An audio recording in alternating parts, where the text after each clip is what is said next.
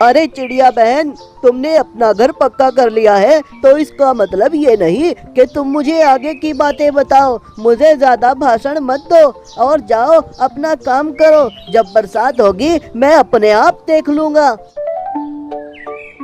एक जंगल में एक पेड़ पर एक मुन्नी चिड़िया रहती थी। उसी पेड़ के सामने एक और पेड़ पर कालू नाम का एक कौवा रहता था। कालू कौवा बहुत ही ज़्यादा आलसी था। पूरे दिन घोंसले में आराम से सोता रहता था और जब भी उसे भूख लगती थी तो इधर उधर से मांग कर खा लेता था। और दूसरी तरफ मुन्नी चिड़िया जो बहुत ही ज़्यादा मेहनती थी, उसके अंडों में से बच्चे निकलने वाले थे, इसलिए वो पूरे दिन अपने बच्चों के लिए दाना इकट्ठा करती रहती थी। एक दिन चिड़िया ने सोचा, अरे मेरा घोंसला तो बहुत ही ज्यादा कमजोर है और बरसात भी बहुत ही करीब है। अगर मैंने बरसात से पहले अपना घोंसला पक्का नहीं किया तो मेरे अंडे खराब हो जाएंगे। चिड़िया बहुत ज़्यादा मेहनत करती रही और महीनों के बाद उसने मेहनत करके अपना एक पक्का घर बनाकर तैयार कर लिया था और मुन्नी चिड़िया को बरसात की कोई भी फिक्र नहीं रही। अरे अब तो मैंने अपना पक्का घर तैयार कर लिया है। अब मेरे बच्चे बारिश में बिल्कुल भी नहीं भीगेंगे। और इधर दूसरी तरफ कालू कौवे को काम चोरी के अलावा और कोई काम ही नहीं था। दिन भर आराम करता रहता था और अपने घोंसले की कोई भी फिक्र ही नहीं थी। एक दिन मुन्नी चिड़िया कालू कौवे के पास गई और कहने लगी, अरे कौवे भैया, अब तो सुस्ती करना छोड़ दो। बरसात बहुत ही ज्यादा नजदीक है और तुम्हारा घोंसला अभी कच्चा है। मैंने तो अपना घोंसला पक्का कर लिया, तुम भी अपना घोंसला पक्का कर लो। अगर बरसात में तुम्हारा घोंसला खराब हो गया तो तुम कहाँ जाओगे? अरे चिड़िया बहन, तुमने अपना घर पक्का कर लिया है तो इसका मतलब ये नहीं कि तुम मुझे आगे की बातें बताओ। मुझे ज्यादा भाषण मत दो और जाओ अपना काम करो। जब बरसात होगी मैं अपने आप देख लूंगा। कालू कौवे की ये बात सुनकर मुन्नी चिड़िया मायूस होकर अपने घर वापस आ जाती है। अरे मैंने तो कालू भैया को उनकी भलाई के लिए कहा था, मगर उन्होंने तो उल्टा मुझे ही डांट दिया। ऐसे ही दिन गुजरते गए और एक दिन चिड़िया के घर 3 खूबसूरत बच्चे पैदा हुए। चिड़िया बहुत ही ज़्यादा खुश थी और वो सोच रही थी, अब तो बारिश भी होने वाली है और मेरे अंडों में से बच्चे भी निकल गए। अब मुझे बिल्कुल भी फिक्र नहीं है।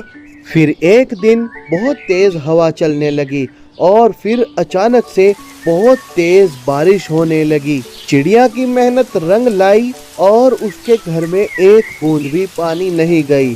और उधर दूसरी तरफ कौवा बारिश में पूरी तरह से भीग गया और उसका घोंसला भी पानी से भर गया और कौवा बारिश की वजह से बहुत ज़्यादा ठिठुरने लगा। अब वो सोचने लगा, अरे अब मैं कहाँ जाऊँ? मेरा तो घोंसला भी बिल्कुल खराब हो चुका है और मुझे बहुत ज़्यादा ठंड भी लग रही है। चलो मैं मुन्नी चिड़िया के घर पर जाता हूँ। फिर वो कौवा मुन्नी चिड़िया के घर पर जाता है। अरे मुन्नी बहन, जल्दी से दरवाजा खोलो। अरे दरवाजे पर कौन है? अरे मुन्नी बहन, मैं तुम्हारा कालू भैया हूँ। मुझे बहुत ज्यादा ठंड लग रही है और मेरा घोंसला भी खराब हो गया है। जल्दी से दरवाजा खोलो। जब ही मुन्नी चिड़िया दरवाजा खोलती है और कालू कौवे को अपने घर में बुला लेती है। अरे कालू भैया, जब तक बारिश हो रही है तुम हमारे घर में ही रुक सकते हो और जब बारिश रुक जाएगी तो हम दोनों मिलकर एक पक्का घर बनाएंगे। तब तक आप यहीं पर आराम करो। मुन्नी चिड़िया का घर देखकर कौवा बहुत ही ज्यादा हैरान हो जाता है और अपने मन ही मन में सोचता है, अरे वाह, मुन्नी चिड़िया ने कितना अच्छा घर बनाया है और मुन्नी चिड़िया भी कितनी अच्छी है। मुझे यहाँ पर रहने के लिए एकदम कह दिया। यूं ही 4 दिन बाद बारिश रुक जाती है और मौसम बहुत ही अच्छा हो जाता है। फिर मुन्नी चिड़िया कालू कौवे के पास आकर उससे कहती है, अरे कौवे भैया, बुरा मत मानना, अब तो बारिश रुक गई है और अब हम दोनों मेहनत करके तुम्हारा घर दोबारा से तैयार कर सकते हैं। कौवा बहुत ही ज्यादा कामचोर था और सुस्त भी था, इसीलिए वो चिड़िया की बात सुनकर बहुत ही ज्यादा परेशान हो जाता है और सोचने लगता है, अरे यहाँ चिड़िया के घर में कितना मजा आ रहा है, बारिश भी कितनी जल्दी रुक गई और चिड़िया तो मुझे अपना घर बनाने के लिए कह रही है, तो मुझे कोई ना कोई तो बहाना बनाना ही पड़ेगा। अरे चिड़िया बहन, आज तो मेरी तबीयत बिल्कुल भी ठीक नहीं है, मेरे सर में बहुत ही ज्यादा दर्द हो रहा है, तो अभी तो मैं घर बिल्कुल भी नहीं बना सकता। अरे कोई बात नहीं कौवे भैया, मुझे नहीं पता था तुम्हारी तबीयत खराब है, तो जब तुम्हारी तबीयत ठीक हो जाएगी तब दोनों मिलकर तुम्हारा घर तैयार कर लेंगे, अभी तुम आराम करो। ये चिड़िया कितनी बेवकूफ है, कितनी आसानी से मैंने इसे बेवकूफ बना दिया है।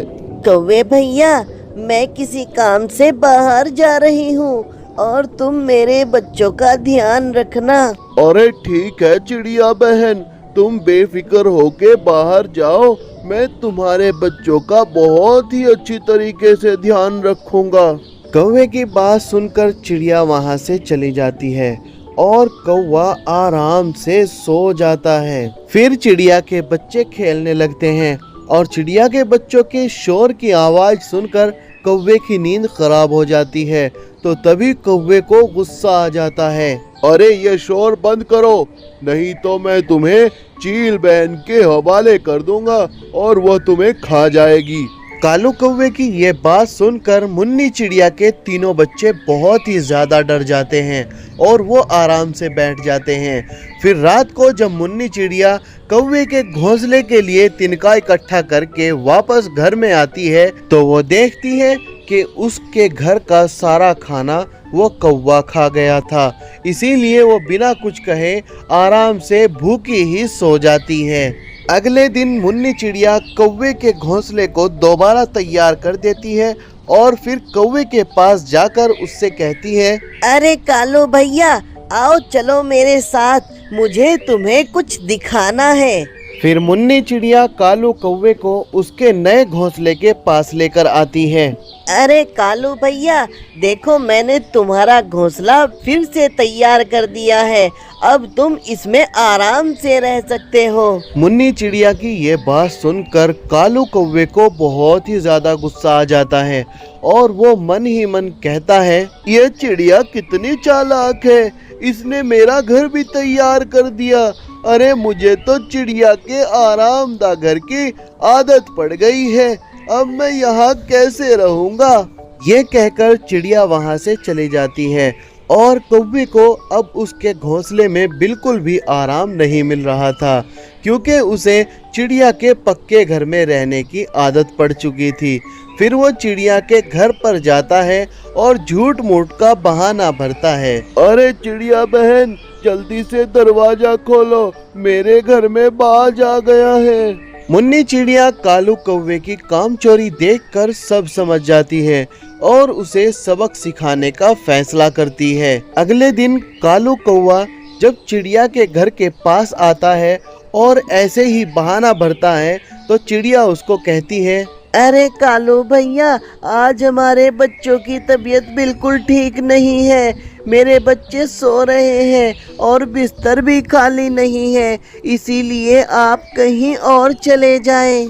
फिर कालू कौवा मुन्नी चिड़िया की बात सुनकर वापस अपने घोंसले में चला जाता है और कहता है, अरे मुन्नी बहन ने आज मुझे अपने घर में आने से पता नहीं क्यों मना कर दिया, मुझे तो भूख भी बहुत ज्यादा लग रही है, अब मैं खाना कहाँ से खाऊंगा। कौवे को बहुत ज्यादा भूख लग रही थी और वो फिर भी अपना दाना ढूंढने में बहुत ही ज्यादा सुस्ती कर रहा था।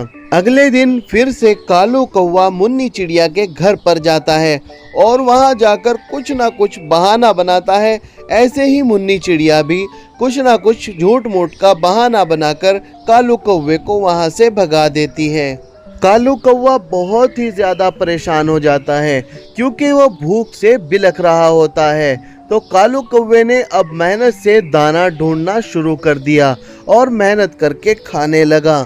चिड़िया ने जब ये देखा तो बहुत ही ज़्यादा खुश हुई। अब कौवे को भी मेहनत करने की आदत पड़ चुकी थी और फिर उसने मेहनत करके अपना एक पक्का घर भी तैयार कर लिया था। इस कहानी से हमें ये सीख मिलती है कि हमें हमेशा अपने दम पर मेहनत करके ही खाना चाहिए। चुनचुनपुर जंगल में एक तालाब के पास एक भूतिया चिड़िया रहती थी। जो भी पक्षी वहां जाता था तो वो उस पक्षी को मार देती थी, इसीलिए सभी पक्षी उससे बहुत ही ज्यादा परेशान थे। एक दिन सभी पक्षी अपने सरपंच गिद्ध के पास जाते हैं और वहां जाकर उसे सारी बातें बताते हैं। सरपंच जी, हम बहुत ज्यादा परेशान हैं। उस भूतिया चिड़िया की वजह से हम में से कोई भी तालाब पर पानी पीने नहीं जाता है। सोनू कौवा सही कह रहा है सरपंच जी, उस भूतिया चिड़िया से हम बहुत डरते हैं। ना जाने उसने कितने पक्षियों को मार दिया है। ये बात सुनकर सरपंच जी के दिमाग में एक आइडिया आता है और वो पक्षियों से कहते हैं, अरे मेरे दिमाग में एक आइडिया है, क्यों ना हम तालाब के पास एक लोहे का जाल बनाएं, जिसकी वजह से उस भूतिया चिड़िया की शक्तियाँ कम हो जाएगी और वो परेशान होकर वहाँ से भाग जाएगी। इसके लिए रात को 2 पक्षी रोजाना जाएंगे और मिलजुल कर उस जाल को बनाएंगे। गिद्ध सरपंच की यह बात सुनकर सभी पक्षी बहुत ही ज्यादा खुश हो जाते हैं। फिर टुनी चिड़िया और सोनू कौवा रात को जाल बनाने के लिए उस तालाब के पास जाते हैं। तभी भूतिया चिड़िया उन्हें वहां देख लेती है। अच्छा, तो ये मुझसे बचने के लिए इतनी ज्यादा मेहनत कर रहे हैं, लेकिन इन्हें ये नहीं पता कि मैं क्या कर सकती हूँ। रुको बेटा, मैं तुम्हें अभी बताती हूँ। फिर वो भूतिया चिड़िया एक खूबसूरत सी चिड़िया का रूप ले लेती है और एक जूस वाली बनकर वहाँ पर बैठ जाती है। अरे जूस ले लो, जूस, ठंडा ठंडा जूस, जूस ले लो, जूस, मौसमी का जूस। जूस की आवाज सुनकर मोनू कौवा और टुनी चिड़िया दोनों वहाँ पर जूस पीने के लिए आ जाते हैं। चिड़िया बहन, 2 गिलास मौसमी का जूस देना। वैसे मुझे लगता है कि तुम यहाँ पर नई आई हो। हाँ, मैं बहुत गरीब चिड़िया हूँ और जूस बेचकर ही अपने बच्चों का पेट भरती हूँ। ये कहकर भूतिया चिड़िया उन दोनों को जूस दे देती है और जैसे ही वो दोनों जूस पीते हैं तभी वो दोनों मर जाते हैं। फिर वो भूतिया चिड़िया अपने असली रूप में आ जाती है। और पियो मेरे हाथ से बना हुआ जहरीला जूस। अगर मुझे रोकने की कोशिश करोगे तो तुम सबके साथ ऐसा ही होगा। अगले दिन चंदू कौवा जब तालाब पर पानी पीने आता है तो वो देखता है कि टुनी चिड़िया और मोनू कौवा दोनों जमीन पर मरे हुए पड़े हैं। अरे दोस्तों, जल्दी आओ, जल्दी से देखो, टोनी चिड़िया और मोनू कौवा दोनों मरे हुए पड़े हैं। अरे ये कैसे हो सकता है? मुझे ऐसा लगता है शायद इन्हें किसी जहरीले जानवर ने काट लिया है, लेकिन ये काम तो हमें पूरा करना ही होगा। तो आज रात हम दोनों ये जाल वाला काम पूरा करेंगे। फिर चंदू कौवा और चुन्नू तोता रात में दोनों जाल बनाने का काम शुरू कर देते हैं। उधर वो भूतिया चिड़िया फिर से अपना भेष बदलकर दोबारा से जूस वाली चिड़िया बनकर बैठ जाती है। जूस ले लो, जूस, मौसमी का ताजा ताजा जूस। उसकी ये आवाज सुनकर चंदू कौवा और चुन्नू तोता जूस पीने के लिए उसके पास आ जाते हैं। अरे चिड़िया बहन, 2 गिलास मौसमी का जूस देना जरा। हाँ हाँ बिल्कुल पियो, मैं तुम्हारे लिए ही तो ये जूस बना रही हूँ। ये कहकर भूतिया चिड़िया उन दोनों को जूस दे देती है और जैसे ही वो दोनों जूस पीते हैं तो तुरंत वो भी जमीन पर गिरकर मर जाते हैं। फिर भूतिया चिड़िया अपने असली रूप में आती है। देख लिया मेरे रास्ते में आने का अंजाम। जो भी मेरे रास्ते में आएगा मैं उसे मौत के घाट उतार दूंगी। ये सब नज़ारा वहाँ पेड़ पर बैठी हुई गोरी चिड़िया देख लेती है। अच्छा, तो ये सब ये भूतिया चिड़िया कर रही है। अब देखो मैं इस भूतिया चिड़िया को कैसा सबक सिखाती हूँ। अगर मैंने भी इसको ना भगाया तो मेरा नाम भी गोरी चिड़िया नहीं। फिर अगले दिन गोरी चिड़िया उन सभी पक्षियों को सारी बातें बताती है और फिर उन्हें एक प्लान बताती है जिसे सुनकर सभी पक्षी खुश हो जाते हैं। फिर गोरी चिड़िया, गिद्ध सरपंच और उल्लू तीनों तालाब के पास जाते हैं और भूतिया चिड़िया उन तीनों को देखकर फिर से जूस वाली का रूप बदलकर वहाँ पर जूस बेचने के लिए बैठ जाती है। जूस ले लो जूस, ताजा ताजा मौसमी का जूस, जूस ले लो जूस। अरे चिड़िया बहन, जरा एक गिलास मौसमी का जूस स्पेशल वाला देना। पीछे उल्लू मसाल लेकर चिड़िया को जलाने के लिए खड़ा हुआ होता है और वो भूतिया चिड़िया उसे देख लेते हैं। अच्छा, तो अब मैं समझी, तुम मुझे बहला फुसलाकर मुझे मारना चाहते हो।